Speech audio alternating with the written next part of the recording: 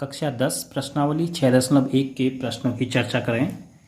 कोष्टकों में दिए शब्दों में से सही शब्दों का प्रयोग करते हुए रिक्त स्थानों को भरिए। पहला है सभी वृत्त होते हैं। आपने सर्वांग और समरूप में से एक शब्द यहाँ पर भरना है। सभी वृत्त का मतलब जितने भी वृत्त आप खींच सकते हैं। तो सभी वृत्त सर्वांग तो हो नहीं सकते हैं क्योंकि आमाप अलग अलग होंगे। आकार तो एक जैसे हो सकते हैं लेकिन आमाप अलग अलग हो जाएंगे। तो सभी वृत्त क्या होंगे? समरूप होंगे। आपने शुरू में पढ़ा भी पाठ की शुरुआत में ही। दूसरा है सभी वर्ग समरूप या सर्वांग सम। फिर से हमने आकृति देखें वर्गों की, तो कोशिश करते हैं समझने की। जितने भी आप वर्ग खींचेंगे, माना आपने यहाँ पर 3 वर्ग खींचे हैं, तो प्रत्येक वर्ग में कोण आपके पास क्या मिलेगा? कोण आपके पास हर कोने पर 90 अंश का ही प्राप्त होगा और भुजाएं अलग अलग होंगी। मतलब इसकी माना हर एक भुजा ए है, इसकी हर एक भुजा बी है, इसकी हर एक भुजा सी है।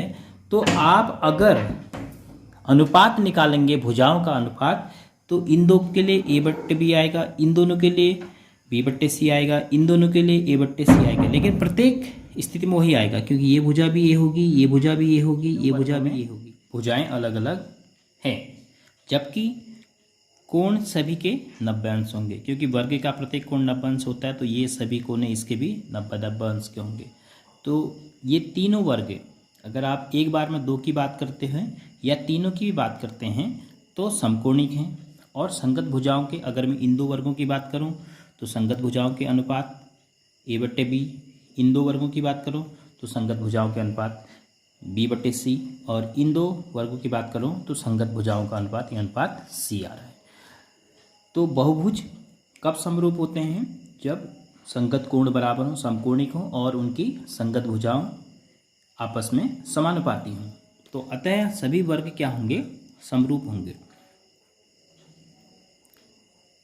सर्वांग सम हम इसलिए नहीं कह सकते हैं क्योंकि सभी वर्ग यह आवश्यक नहीं है कि भुजाओं में समान हो। इस वर्ग की भुजा अलग हो सकती है, इसकी अलग हो सकती है। अब अगला है सभी खाली स्थान भरना है। त्रिभुज समरूप होते हैं। अब 2 प्रकार के त्रिभुज आपको दिए हैं, एक समद्विबाहु और एक समबाहु। तो हमें यहाँ पर भरना है या तो समद्विबाहु या समबाहु। अब सभी समद्विबाहु त्रिभुज समरूप होते हैं ऐसा संभव नहीं है क्योंकि मैं इस आकृति में देख रहा हूँ कि अगर ये 2 समद्विबाहु त्रिभुज, ऐसा हो सकता है कि इसके कोण अलग अलग हों। जैसे इसकी ये भुजा इसके बराबर है और इसकी ये भुजा इसके बराबर है। अगर ये कोण 40 अंश है, यह कोण भी 40 अंश है, तो यह कोण यहाँ पर 100 अंश का हो सकता है। और यहाँ पे आपको माना ये कोण 70 अंश का है, ये कोण 70 अंश का है, तो यह 40 अंश का होगा। तो इस प्रकार के समद्विबाहु त्रिभुज भी तो खींचे जा सकते हैं जिनके 2 कोण 40-40 के हों, इसके दोनों कोण 70-70 के हों। तो इसका तीसरा कोण 100, इसका तीसरा कोण 40। तो कहीं से भी ये दोनों त्रिभुज समकोणिक नहीं है। तो समद्विबाहु त्रिभुज आवश्यक नहीं है कि समरूप होंगे। जबकि समबाहु त्रिभुज की अगर बात करें तो प्रत्येक कोण वर्ग की तरह, जैसे वहाँ पर प्रत्येक कोण 90 अंश था, तो इसमें दोनों त्रिभुज में प्रत्येक कोण यहाँ भी 60 अंश का होगा और इस त्रिभुज में भी 60 अंश का प्रत्येक कोण होगा। यदि इसकी भुजाएं x हैं तो तीनों भुजाएं x होंगी क्योंकि समबाहु त्रिभुज है। यदि इसकी भुजाएं y है तो इसकी भी तीनों भुजाएं y होंगी। अब हमें भुजाओं का अनुपात x अनुपात y, x अनुपात y, x अनुपात y के रूप में समानुपाती मिल रहा है और कोण भी समान है। तो समबाहु त्रिभुज तो हमेशा समरूप होंगे, लेकिन समद्विबाहु त्रिभुज आवश्यक नहीं होगी समरूप होंगे। तो इसलिए इसमें शब्द क्या भरा जाएगा? सभी समबाहु, क्योंकि सभी शब्द आ रहा है।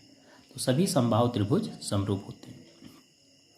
चौथा रिक्त स्थान आपने भरना है। भुजाओं की समान संख्या वाले 2 बहुभुज समरूप होते हैं।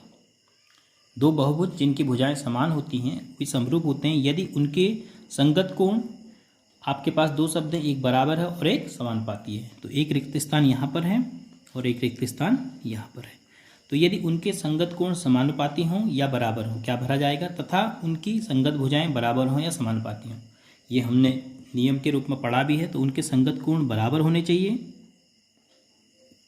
यहाँ पर भरा जाएगा बराबर, और संगत भुजाएं समानुपाती होनी चाहिए, तभी आपके दोनों बहुभुज आपस में समरूप कहलाएंगे। तो इस प्रकार से हम प्रश्न 1 का हल करेंगे।